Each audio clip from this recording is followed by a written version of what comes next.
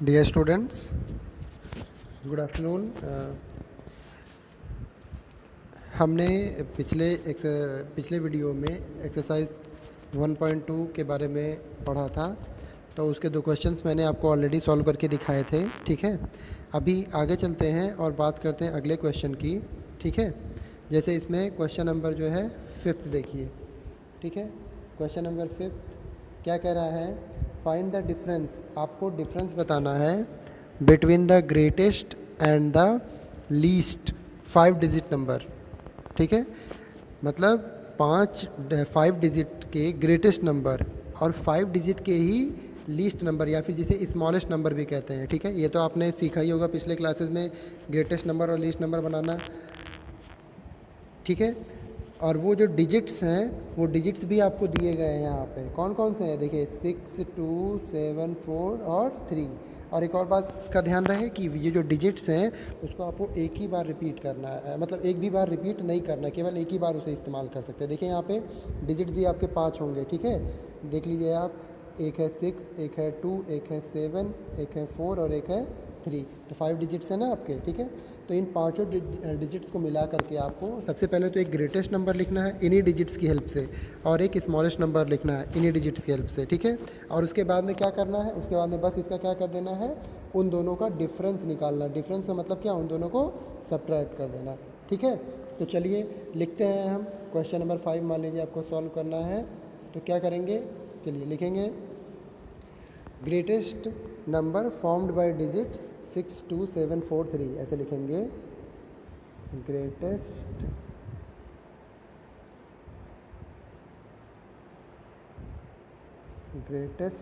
Number formed by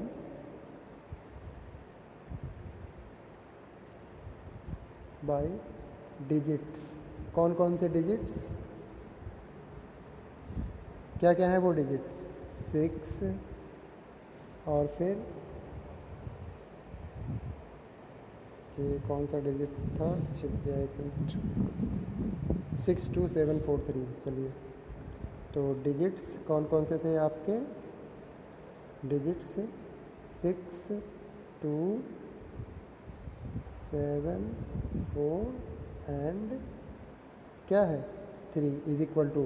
तो आपने पढ़ा होगा कैसे डिजिट्स को मिला करके उसका ग्रेटेस्ट नंबर लिखते हैं। ग्रेटेस्ट नंबर लिखने के लिए सबसे पहले सबसे बड़ा डिजिट, फिर उससे छोटा, फिर उससे छोटा, ऐसे करके लिखते हैं ना। तो इन पांचों डिजिट्स में सबसे बड़ा कौन है, 7 है, तो 7 हो जाएगा। फिर उससे छोटा 6 और उससे छोटा फिर 4 और फिर 3 और फिर लास्ट में 2। तो ग्रेटेस्ट नंबर आपका आया कितना, 76,432। ठीक है ना। अब बिल्कुल वैसे ही अगला स्टेप हम क्या लिखेंगे, smallest number formed by the digits. Smallest number formed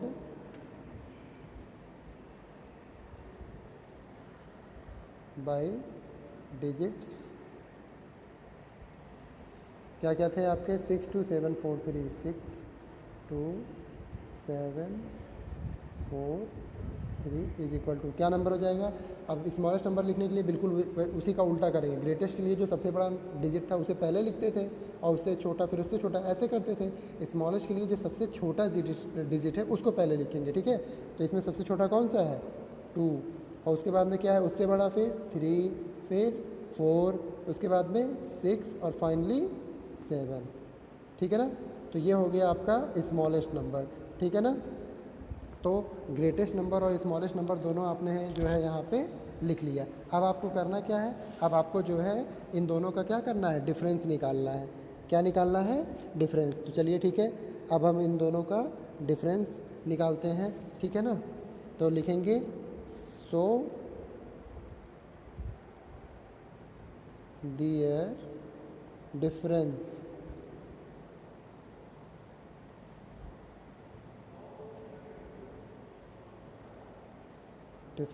is equal to. अब इन दोनों का डिफरेंस निकालने के लिए क्या करेंगे, वो दोनों नंबर हम पहले लिखेंगे। ठीक है ना, और उसके बाद में फिर उन दोनों को क्या कर देंगे, सब्ट्रैक्ट कर देंगे। चलिए, तो दोनों नंबर आप ऑलरेडी लिख चुके हैं, लिखने के बाद में अब उसे सब्ट्रैक्ट करना है। तो चलिए यहाँ पे हम लोग रफ वर्क में क्या कर लेते हैं, सब्ट्रैक्ट कर लेते हैं। तो क्या था नंबर वो 7, पहला वाला नंबर था 76432, ग्रेटेस्ट नंबर था। और स्मॉलेस्ट नंबर क्या था आपका 23467, यही था ना। चलिए इन्हें सब्ट्रैक्ट करते हैं, तो माइनस करेंगे तो 12 माइनस 7 कितना हो जाएगा 5 हो जाएगा। ठीक है, यहाँ बचेगा 2 तो फिर 12 हो जाएगा, 12 माइनस 6 तो 6 हो जाएगा, यहाँ बचेगा 3 तो ये 1 बोरो देंगे। 13 माइनस 4 कितना आ जाएगा, यहाँ 9 आ जाएगा। ठीक है, यहाँ बचेगा 5 माइनस 3 ये हो जाएगा 2, और फिर यहाँ 7 माइनस 2 कितना आ जाएगा 5। तो आंसर आ जाएगा आपका कितना 52,965। तो ये हो जाएगा आपका आंसर। ठीक है ना। अब ऐसे ही देखिए एडिशन और सब्ट्रैक्शन के मैं आपको क्वेश्चंस बता दिया था मैंने ऑलरेडी, ये वाला थोड़ा सा अलग था इसलिए मैंने बता दिया। अब एक कोई क्वेश्चन हम बात कर लेते हैं जो कि आपका मल्टीप्लिकेशन पे बेस्ड है। ठीक है ना, जो कि आपका क्वेश्चन नंबर 6 ही है। आप देख लीजिए, क्वेश्चन नंबर 6 में कह रहा है a machine on an average manufactures 2825 screws a day. ठीक है, एक मशीन जो है वो एक दिन में 2825 स्क्रूज जो है वो बनाती है।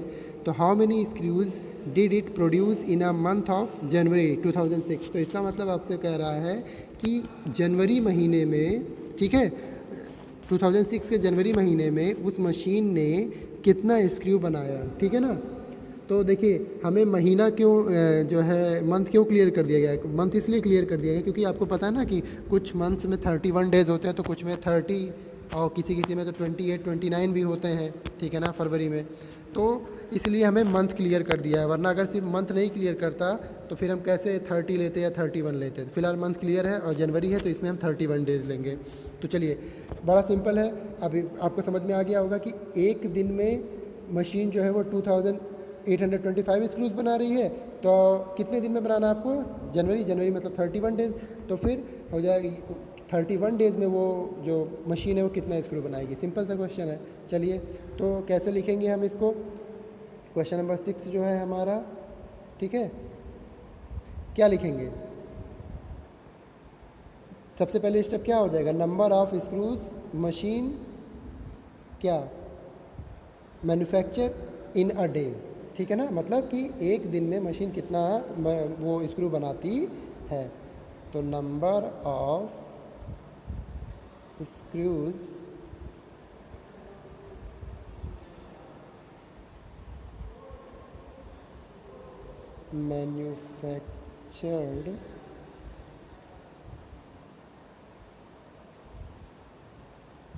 मैन्युफैक्चर्ड बाय मशीन, ठीक है,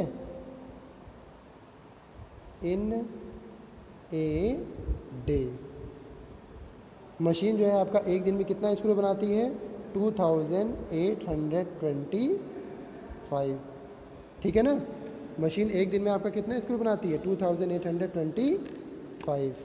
ठीक, तो और आपका कितने दिन आपको लग रहे हैं वो कितने दिन में बनाने हैं, एक महीने में ना, एक महीने में कितने दिन होते हैं जनवरी के 31 डेज़। तो अगला स्टेप जो हो जाएगा आपका, पहले ये लिख लीजिए कि जनवरी में कितने डेज़ होते हैं, नंबर ऑफ डेज़ इन जनवरी।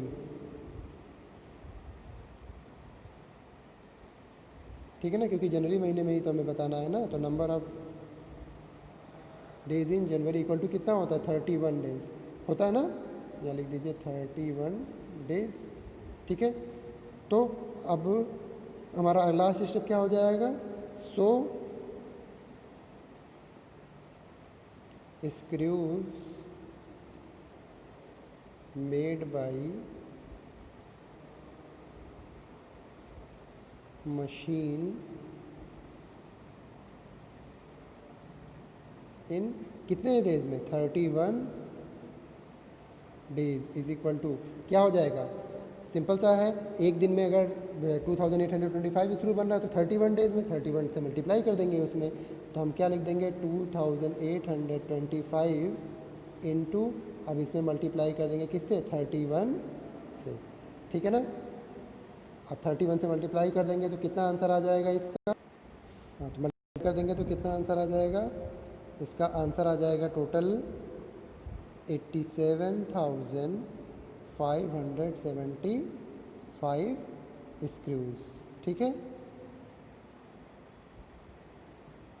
चलिए, तो इस तरीके से आपने एक मल्टीप्लिकेशन का भी क्वेश्चन जो है यहाँ पर क्या कर लिया, सॉल्व कर लिया। ठीक, अब हम बात करते हैं एक क्वेश्चन की जिसमें क्या है, डिवीज़न हो। ठीक है ना, तो इस तरीके से आपको मल्टीप्लिकेशन, एडिशन, सब्ट्रैक्शन और डिवीज़न सारे टाइप के क्वेश्चंस आपको पता चल जाएंगे। ठीक है, और फिर आप इस एक्सरसाइज के सारे क्वेश्चन लगा सकते हो। अगर उसके बावजूद भी कोई क्वेश्चन नहीं आता है तो आप मुझसे कंसल्ट करिएगा, मैं आपको बताऊंगा। ठीक है, चलिए फ़िलहाल तो बात करते हैं एक क्वेश्चन की जिसमें डिवीज़न हो, जो कि है आपका क्वेश्चन नंबर कौन सा, 10 में क्या है, देखिए इसमें ये कह रहा है कि medicine is packed in boxes, मतलब बॉक्सेस में मेडिसिन को क्या किया गया है, पैक किया गया है। ईच वेइंग 4 किलोग्राम एंड 500 ग्राम, और हर जो बॉक्स है, हर बॉक्स का वेट 4 किलो 500 ग्राम, मतलब 4.5 किलो। ठीक है ना, 4.5 किलो है। ठीक है, how many such boxes can be loaded in a van, तो ऐसे कितने बॉक्सेस को एक वैन में आप लोड कर सकते हो, which can not carry beyond 800 kilo, मतलब क्या, वो वैन जो है वो 800 किलो से ज़्यादा का वेट नहीं कैरी कर सकता। मतलब अगर 800 किलो से ज़्यादा का वेट आप डाल दोगे वैन पे तो वो चलेगा नहीं। तो इसका मतलब हमें मैक्सिमम कितना वेट डालना है, 800।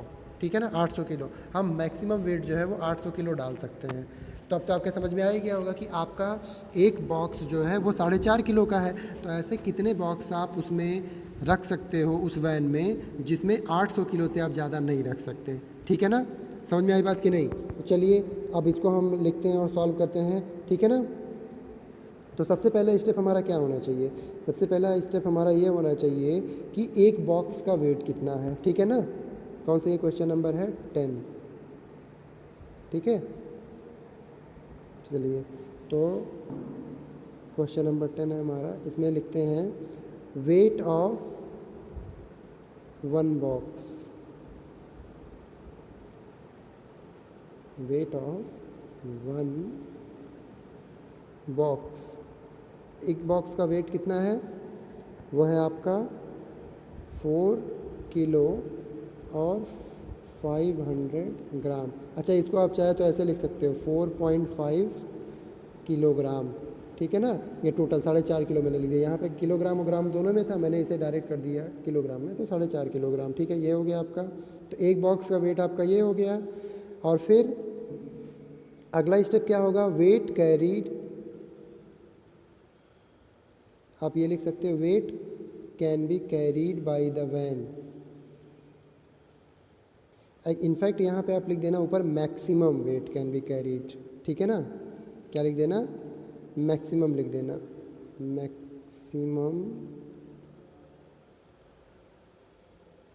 Maximum weight can be carried by the van. ठीक है ना, carried by the van is equal to कितना, 800 किलो। मतलब वो जो वैन है वो मैक्सिमम कितना वेट ले जा सकता है, 800 किलो, पता है ना मैंने आपको। चलिए ठीक है, तो अब लास्ट स्टेप क्या हो जाएगा, number of boxes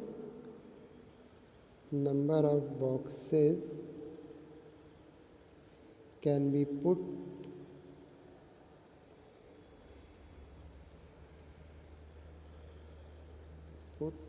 in the van, number of boxes can be put in the van is equal to, simple है, क्या बताया था मैंने आपको, इसमें क्या करना होगा, इसमें डिवीज़न करना होगा। और क्यों डिवीज़न करना होगा, देखिए